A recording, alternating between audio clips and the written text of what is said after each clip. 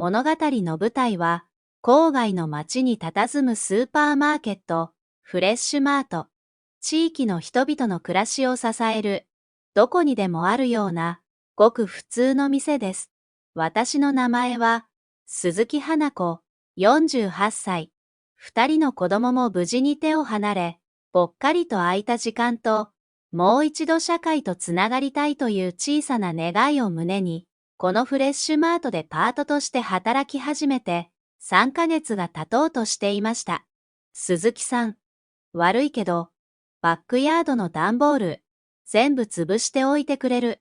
腰が痛くて、声をかけてきたのは、パートリーダーの佐藤さん。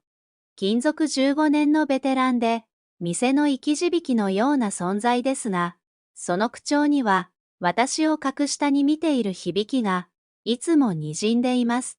はい、わかりました。佐藤さん。私は、笑顔で答え、山積みになった段ボールが置かれた薄暗いバックヤードへと向かいます。本当は、新人である私がやるべき仕事ではないのかもしれません。しかし、波風を立てるのが苦手な性格と、社会勉強のため、という初心が、私に、ノー、と言わせないのです。この段ボールの量、明らかに発注ミスね。昨日の売上データと、今日の特売品を考えれば、こんなに仕入れる必要はないはずなのに。それに、畳み方や置く場所のルールも決められていないから、動線が悪くて、品出しの効率が著しく落ちているわ。私は、ただ言われた仕事をこなすだけではありませんでした。レジ打ちをしながらお客様の会話に耳を傾け、品出しをしながら、商品の配置や鮮度を確かめ、バックヤードの片付けをしながら、この店の非効率なシステムを静かに分析していたのです。ほい、鈴木さん、ちょっとこっち来てくれ。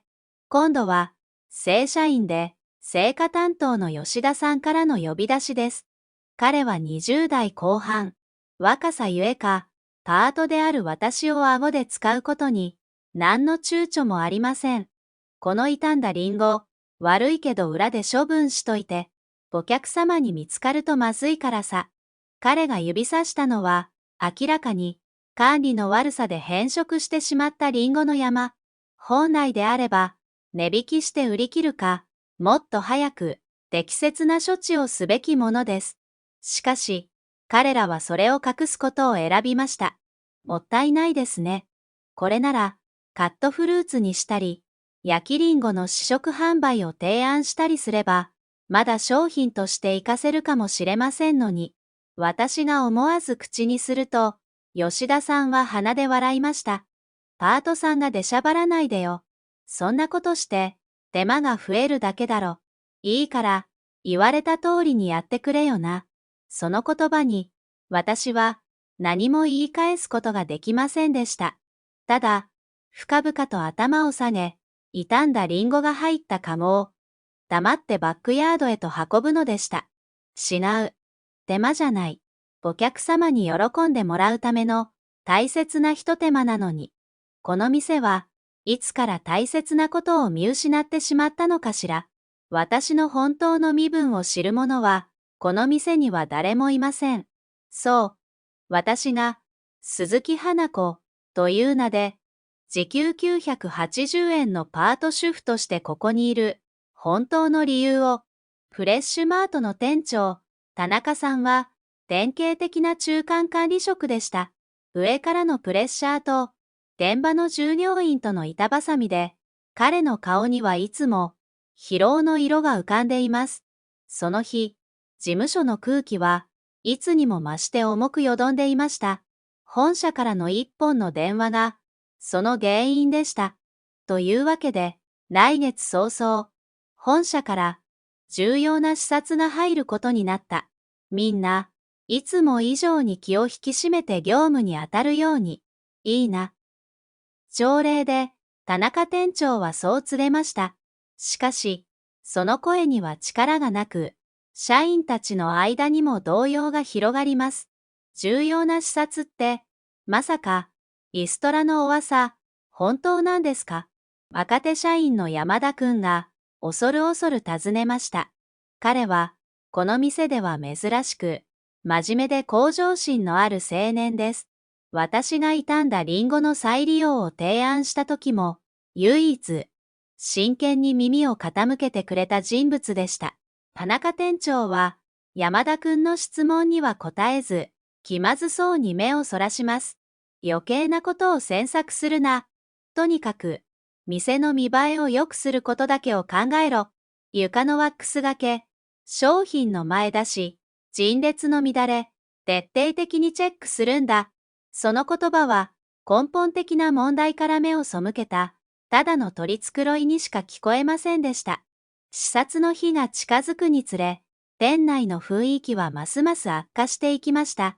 社員たちは、互いに責任を押し付け合い、パートである私たちへの当たりは、日に日に強くなっていきます。特に、パートリーダーの佐藤さんの私への風当たりは、もはや嫌がらせと呼べるレベルにまで達していました。鈴木さん。あなた、仕事が遅いのよ。もっと手を動かして、時給分。ちゃんと働きなさいよ。わざと、みんなの前で私を叱責し、プライドを傷つけようとします。たる時は、私が発注したかのように見せかけて、人気のない商品を大量に注文し、そのミスを、私のせいにして店長に報告しました。申し訳ありません。私は、ただ頭を下げることしかできません。反論すれば、さらに面倒なことになるのが目に見えていたからです。しかし、そんな日々の中でも、私は観察と記録を止めませんでした。お客様からの小さなクレーム、賞味期限切れ間近の商品の多さ、従業員たちの諦めに満ちたため息、レジの行列に対する配慮のなさ、それら一つ一つが、この店を蝕む病巣の症状でした。私の手元のメモ帳は、この店のカルテのように、黒い文字でびっしりと埋め尽くされていきました。問題は、従業員のモチベーションの低さ、そして、それを改善しようとしない管理職の怠慢、お客様の方を向いて仕事をしている人が、この店にはほとんどいない。これでは、どんなに取り繕ったところで、すぐにメッキは剥がれてしまう。そんな中、私に唯一人間らしく接してくれたのが山田くんでした。ある日の閉店後、私が一人で倉庫の片付けをしていると、山田くんがペットボトルのお茶を差し出してくれました。鈴木さん、お疲れ様です。佐藤さんたちの言うこと、あまり気にしないでくださいね。鈴木さんの仕事ぶり、俺はちゃんと見てますから。山田くん、ありがとう。嬉しいわ。彼のその一言が、どれほど私の心を温めてくれたことか。この冷え切った組織の中にも、まだ良心と希望の光が残っていることを、彼の存在が教えてくれました。鈴木さんって、いつもいろいろなことに気づかれますよね。この前も、子供連れのお母さんのために、カートの置き場所を変える提案してませんでしたか？店長には一周されてましたけど、俺は、すごく良いアイデアだと思いました。見ていてくれたのね。ありがとう。でも、私なんかが言ってもね、そんなことないです。この店、絶対におかしいですよ。もっとお客様のために、俺たち自身のために、できることがあるはずなのに。でも、どうしたらいいか。うつむく彼の肩は、若者らしい正義感と、それを押しつぶす現実への無力感で、小さく震えているように見えました。私は、そんな彼の姿に、かつての自分を重ねていました。運命の視察日が3日後に迫っていました。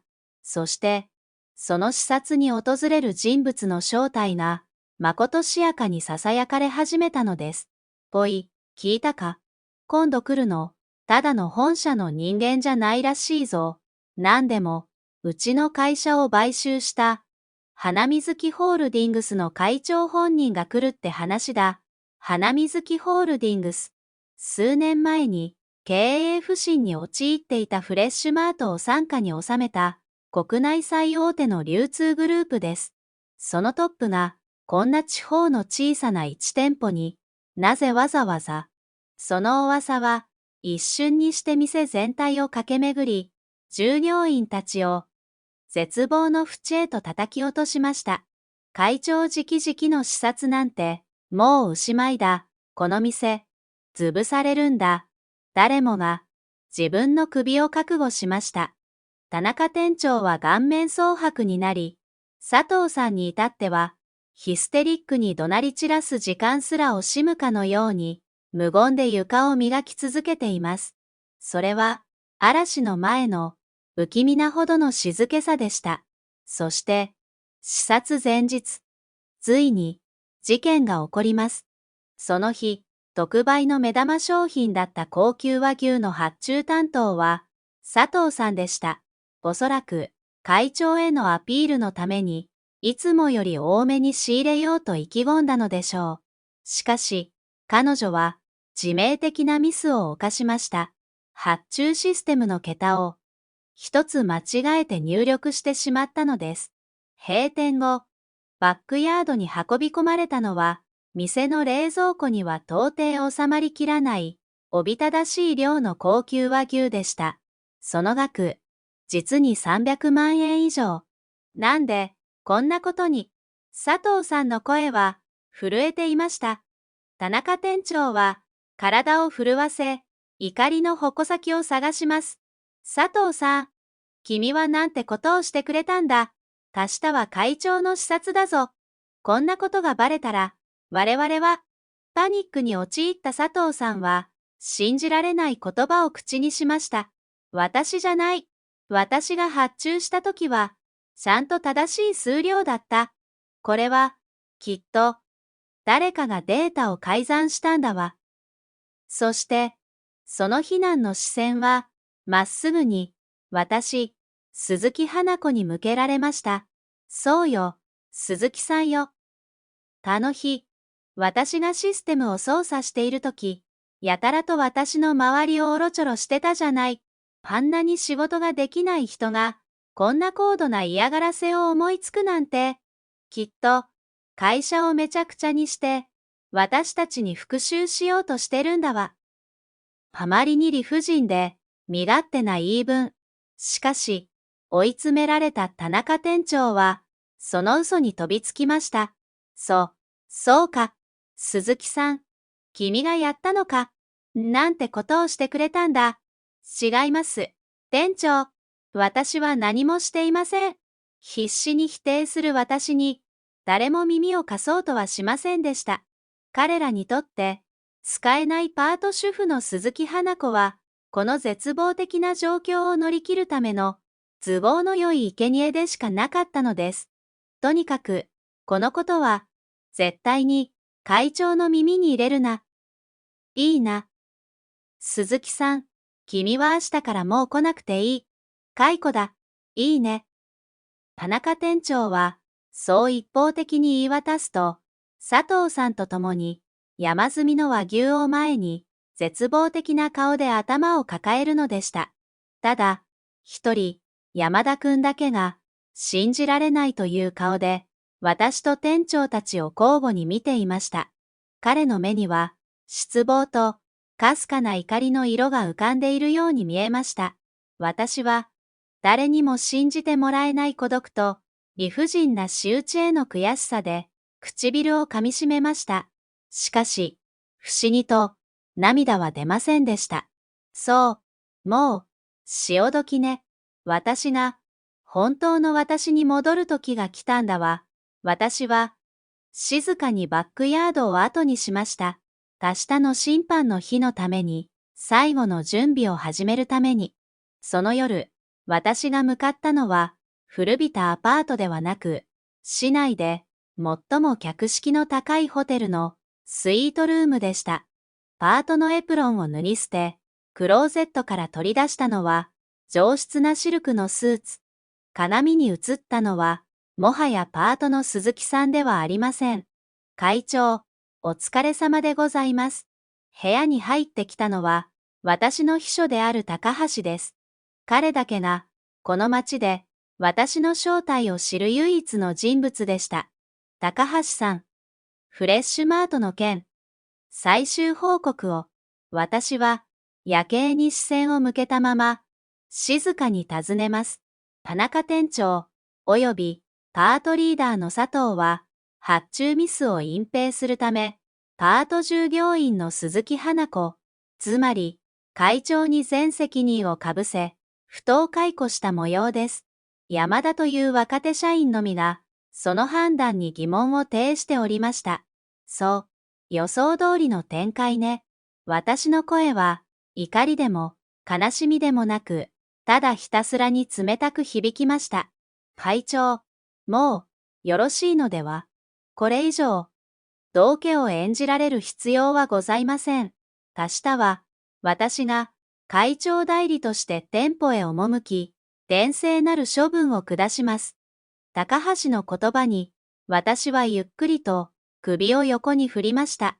いいえ、高橋さん。私が行くわ。この目で、最後まで見届けなければならない。私が、なぜ、会長という身分を隠してまで、現場に入ったと思う。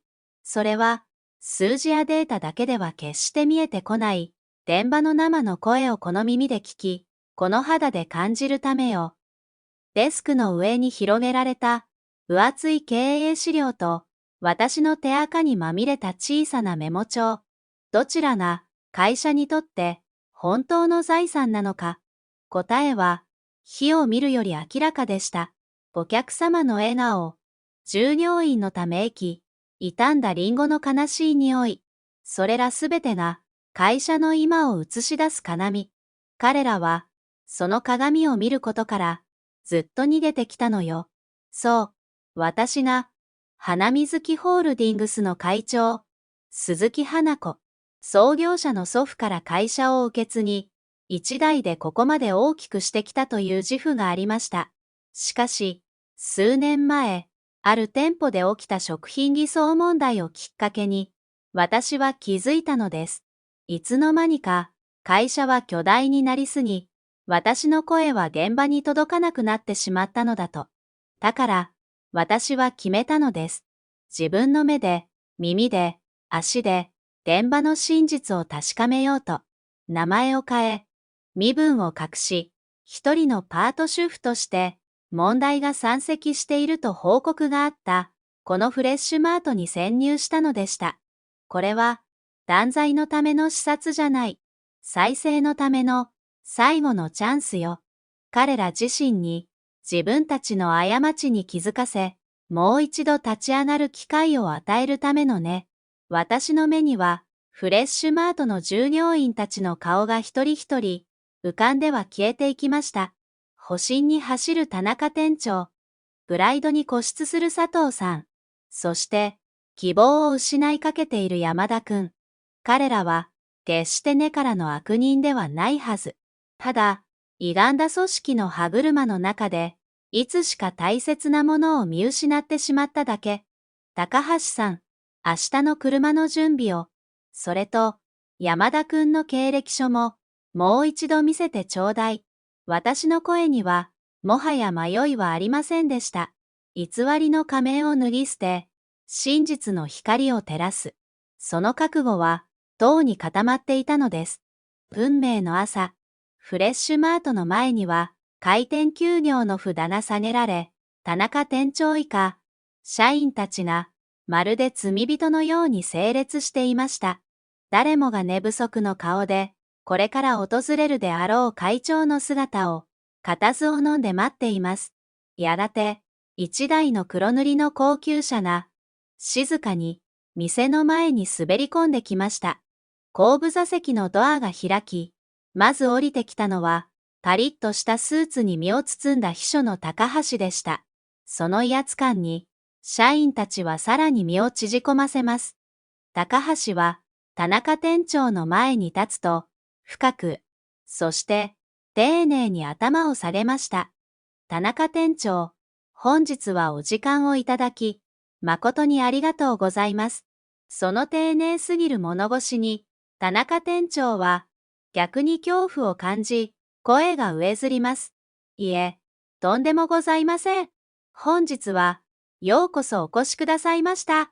高橋は車の方に向き直り、後部座席のドアをさらに大きく開きました。会長、どうぞ。全員の視線がその一点に集中します。どんなに恐ろしい人物が現れるのか。誰もが息を止め、ごくりと喉を鳴らしました。車の中から、すらりとした足が、地面に降り立ちます。そして、ゆっくりと姿を現したのは、上品なグレーのスーツに身を包み、いつもとは違う、きりりとしたメイクを施した、見慣れた女性の姿でした。って、誰かが、呆然とつぶやきました。そこに立っていたのは、昨日、自分たちが使えないパートだと罵り、理不尽に解雇した鈴木花子、その人だったのです。鈴木さん、なんで、あなたが、そんなところに、それに、その格好、佐藤さんが震える声で尋ねます。田中店長は、あまりの衝撃に、言葉を発することすらできません。秘書の高橋が、抑揚のない声で、事実を告げました。ご紹介いたします。この方こそ、我々花水木ホールディングス代表取締役会長、鈴木花子様でございます。その言葉は、まるで雷鳴のように、その場にいた全員の頭上へと降り注ぎました。田中店長と佐藤さんの顔から、さっと血の気が引いていくのが、手に取るようにわかりました。彼らの顔は、白を通り越し、青黒く変色していました。会長、田中店長が、かろうじて絞り出した声は、蚊の鳴くようでした。私は、そんな彼らを、静かに、しかし、射抜くような鋭い視線で見つめました。田中店長、佐藤さん、そして、フレッシュマートの皆さん、3ヶ月間、大変お世話になりました。パートの鈴木です。穏やかな、しかし、有無を言わせぬ威厳を込めた声で、私は告げました。その場は、水を覆ったように静まり返り、ただ、気まずい沈黙だけが、支配していました。私は、ゆっくりと、店内へと歩を進めます。さて、視察を始めましょうか。まずは、昨晩、大変なことが起きたようですね。バックヤードを見せていただけますか。その言葉に、田中店長と佐藤さんは、いくりと体を震わせ、その場に崩れ落ちそうになるのを、必死でこらえていました。審判の時は、今、始まったのです。事務所に場所を移し、私は、書き溜めてきたメモ帳を、机の上に置きました。そして、この3ヶ月間で私が見てきた、この店の真実を、一つ一つ、静かに語り始めました。まず、顧客満足度の低下、レジの待ち時間、商品の欠品、そして、何より、従業員の皆さんのお客様に対する態度の悪さ、挨拶一つ、まともにできていませんでした。次に、業務効率の悪さ、バックヤードの整理整頓ができていないため、品出しに無駄な時間がかかっている。発注システムも個人の勘に頼りすぎており、昨晩のような致命的なミスを引き起こす土壌となっている。そして、最大の問題は、従業員の皆さんの著しいモチベーションの低下です。パートと社員の間に壁があり、互いに協力しようとしない、意見を言える雰囲気もなく、失敗を恐れるあまり、誰も新しい挑戦をしようとしない、傷んだリンゴをお客様の目から隠すように、この店はあらゆる問題を隠蔽することで、その場しのぎを繰り返してきたのです。私の指摘は、すべて事実でした。誰も、一言も反論することはできません。そして、私は、昨晩の和牛の一件に触れました。田中店長、佐藤さん、あなた方は、自らの保身のために、罪のないパート従業員に、その責任のすべてをなすりつけ、解雇しました。これは、経営者として、いえ、人として、決して許される行為ではありません。二人は、もはや顔を上げることすらできず、ただただ、床の一点を見つめていました。事務所内は、重い沈黙に包まれます。誰もが、厳しい処分が下されることを覚悟していました。しかし、私の口から出たのは、意外な言葉でした。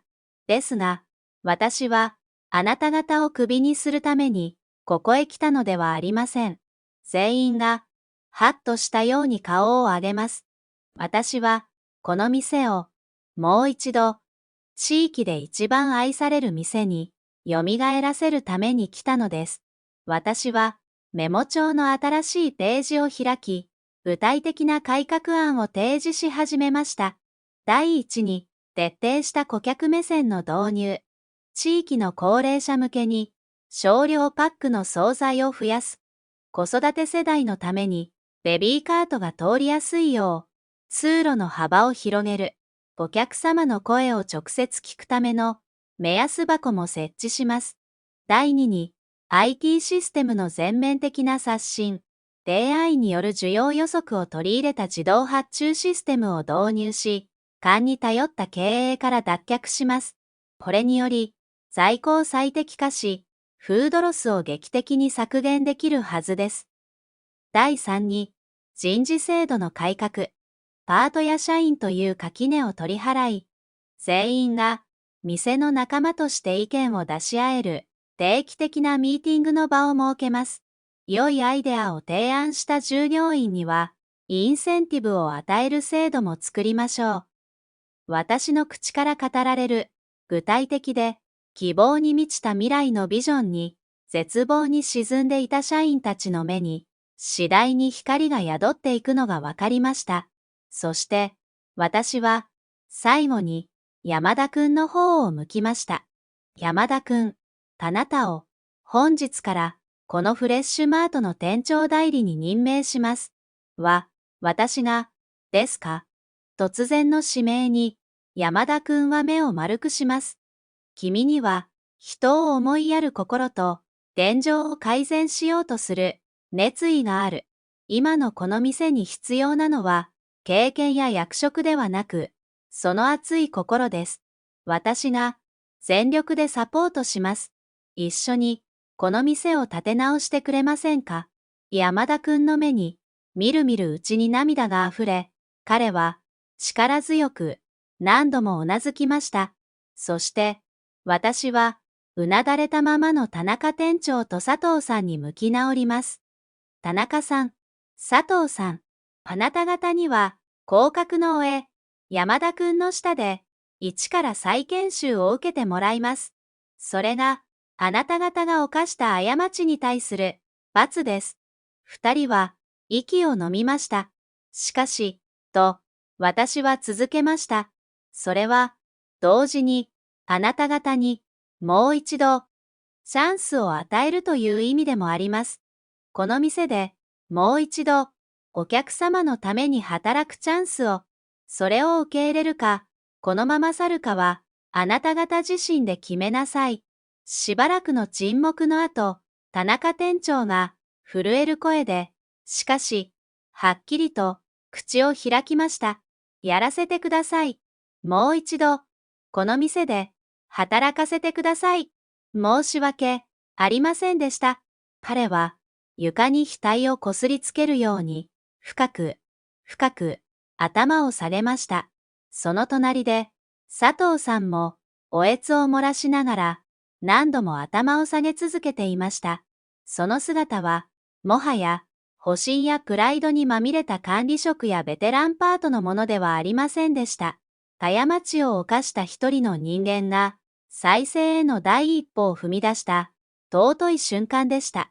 あの日から、数ヶ月、フレッシュマートは生まれ変わりました。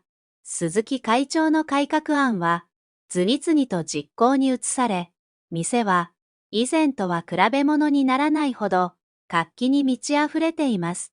従業員たちは役職や立場に関係なく、どうすればお客様にもっと喜んでもらえるかを生き生きと話し合い、実践しています。